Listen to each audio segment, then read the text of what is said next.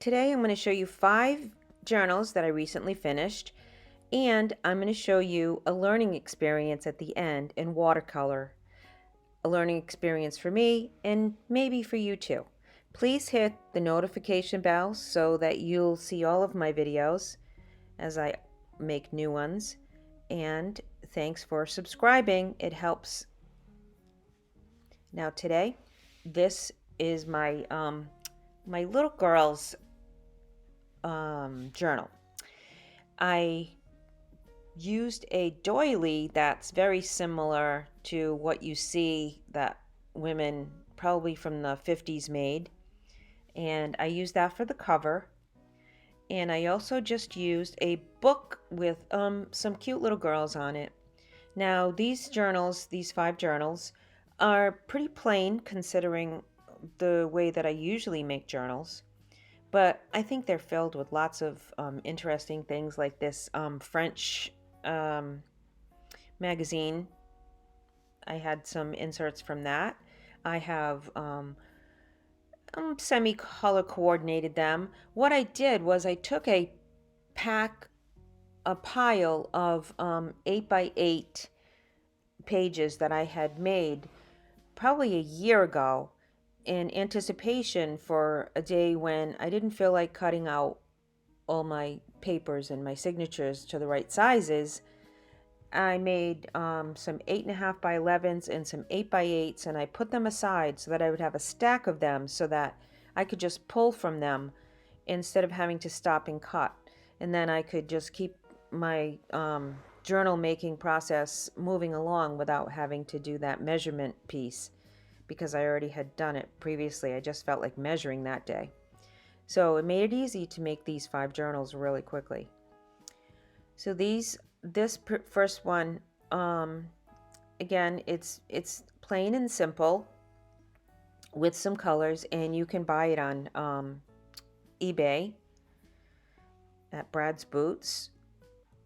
And I think that you'll find that there's lots of places to journal, and this would be a perfect journal for your granddaughter or your daughter or niece, even your aunt, for a lady, because it's got a lot of girly stuff in it. And so we move on to the next one. Now this journal was a challenge for me that I wanted to take. I wanted to learn how to do a no-sew binding. At first I couldn't remember what it was, but it's a no-sew binding. And I made it with the help of some YouTube videos that I watched beforehand, and my nice Tim Holtz cloth washi tape, which I really love. I had to use lots and lots of that, but that's how the binding is accomplished, by those washi tapes. So these are single page papers that you tape down, and you turn it into a one big signature. And I will have this for sale on Bradsboots at eBay. And again, these are fairly simple. There may be a pocket here and there, but for the most part, I wanted to finish 5 journals, make a little series, and I also wanted to keep them on the plainer side compared to what I usually do. This is as fancy as this one gets, which I actually love this part. This is like my favorite part of the journal. I love that peach. It's a little secret pocket at the end. So that's that. Now for the next one, I have gone into my stash and pulled out this fabric, which is not really fabric, but it was a vest. It was a vest that I purchased at a thrift store that I wanted to wear, but I couldn't fit into it. Too small for me, and I'm never going to fit into it. So I decided I either have to use it or give it away. So I wanted to showcase the inside and outside of this gorgeous vest, and that's what I did. I made a pocket here, and I made took the signatures that I had made previously and just placed them in this cover, and that journal was finished. This journal is probably, if I was going to put lace in it, I probably would put some off-white, or maybe the colors of, like in that page, maybe the orangey colors, if I was going to put lace or ruffles on the edge. But I figured keep it simple. Sometimes people like to just decorate and they don't like to construct a journal. So I wanted to make a journal that if somebody wanted to purchase this, then they could have that already done for them, and then they could decorate it themselves. I love the middle of that. I love that the pops of color there that just go so nicely with the cover. And I have lots of different papers in here, things that I have dyed and experimented with, and put them aside for a day such as this. So this journal is, I didn't count the pages, but it's got a lot of room for journaling and decorating. So there we have that one, and it's off the beaten path of my pastels that I usually go with. This journal, I did the cover, and I did a video on mixed media. I was trying my hand at mixed media, and I put it aside when I was done because I did it on a heavy some heavy paper, some heavy cardstock, and it's durable enough to be the cover. So I decided to make this into the cover. Took from that stack of pre-cut papers that I had, and they were all fitting together nicely. I didn't even really do that much in the way of organizing the colors because they seem to be together, color coordinated. Maybe I put them together like that. I don't remember. But it was so nice just pulling from them. It's kind of like, when you have something in the freezer and you just pull it out. Well, this was like all set aside for me, ready to go. So this is a homey, cute little journal that has some good color in it and balanced out with some off-whites and music papers, and then there's some eco-dyed paper that I had tried my hand at too. Now when I did the eco-dyed paper, I put alum on it, and I wasn't really sure. I didn't like the texture afterwards. It's hard to write on after you put the alum on there. But, you can glue pages to it. So there's always a way to work around something. So that's that journal. And then this is another, I'm calling it a garden journal. I had a little trouble with the cover. I wasn't sure where I was going with it in the beginning. I had that fabric that I used on my secret garden journal with the sequins on it, and then I decided I didn't want another journal the same, so I covered it up with those other two fabrics, and I like how it came out after struggling with it for a little bit. And these pages here are, I'm trying to stay in frame using my phone for a camera. Yeah, these pages are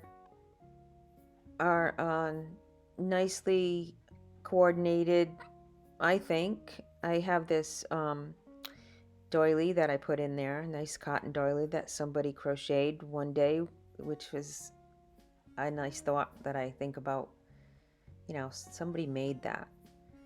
I think it's important sometimes to stop and think what the time that people or the individual that made that, just stop and think about it for a minute.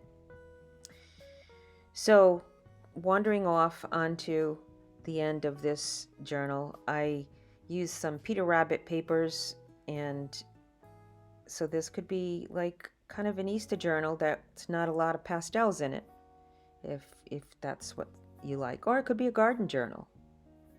Garden, keep track of all your garden memories and statistics. Now, I'm going to show you a journal that I wrecked. Okay, I thought it would be interesting to take you on a little journey of me learning how to do watercolors. Now, I've done a few watercolors, but nothing enough to give me experience enough to teach anybody anything. So this is going to be more of a, well, kind of making fun of myself. Okay, making fun of myself in a good way, because sometimes all you see is perfection. Well, other times, who wants to look at somebody's mess? I'm not trying to make a mess here. What I'm trying to do here is learn how to do watercolors. So I thought it would be interesting to share with you the little journey that I took on this experience. I'm using those crayons. They're not really crayons. They're watercolor crayons. I'm going to call them that. And I'm drawing on my watercolor paper, which is the cover of this garden journal that I made. I may have made a video of that recently. But they're supposed to be delphiniums. And they look like little rockets, but you know, I'm looking at the picture and I'm trying to create the picture with these watercolor crayons, because then you dip your brush in the water and then it makes watercolor. Well, apparently you have to work with really good watercolor paper if you want really good experience at the end, or really good results. This is not the best watercolor paper to work with. This is a Hobby Lobby paper that you just buy out of one of those trays. And I learned a lot of things from this little experiment in watercolor drawing.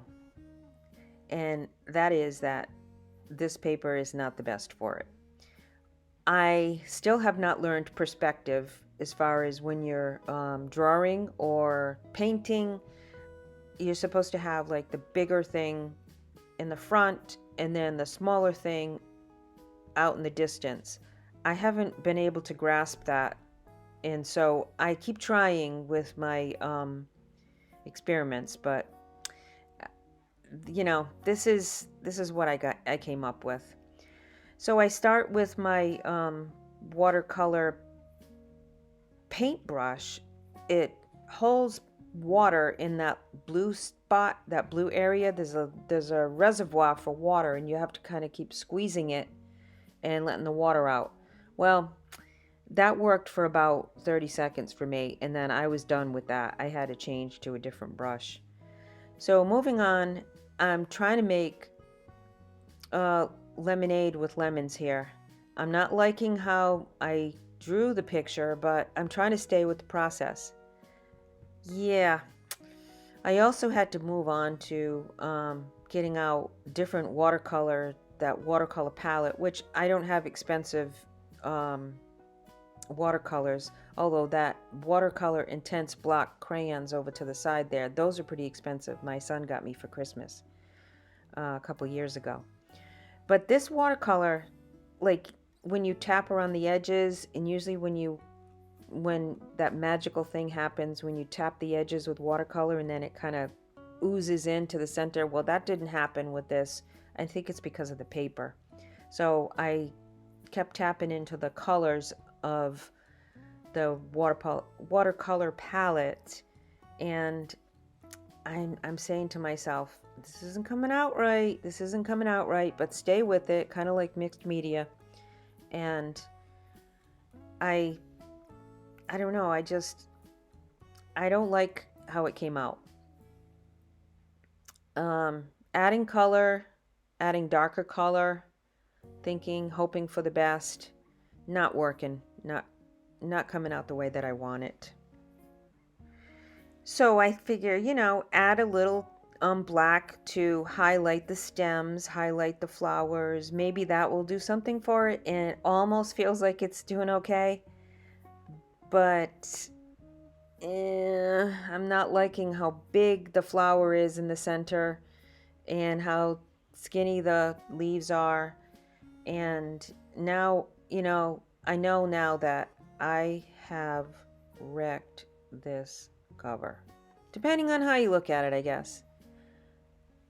I'm kind of looking at it as I've had an experiment in watercolor. And the next time that I experiment in watercolor, I probably will do it on a paper and not on the cover of a journal. Thankfully, this journal is only for me, and it will be a good reminder of my watercolor experience. And they'll no harm, no foul. Well, I try to fix it by covering it up. I take the watercolor paintbrush thingy and give it one more chance to work for me. And I just decide, I'm just gonna smush all over it and I did dry it before I did this. And I said, I'm gonna cover the whole thing up because I don't like how it is. I did that with an acrylic painting, and my daughter said, Mom, why did you do that? I didn't like how it was, and I can't tear this cover off. Well, I could if I wanted to, but so I just painted all over it and thought, okay, now I've got some color. Now what can I do with it? So I decide to add some white dots on it after I color it, and thinking, well, white polka dots go in anything. You'll see. That didn't do anything for it either. So this is how I wrecked the cover, and this is how I learned that you need good paper and you need to do practice before you do it on the cover of your journal. So this is what it looks like in the end. And I hope you'll, like I said, stay with me for the next video, and we'll see where it goes. Thanks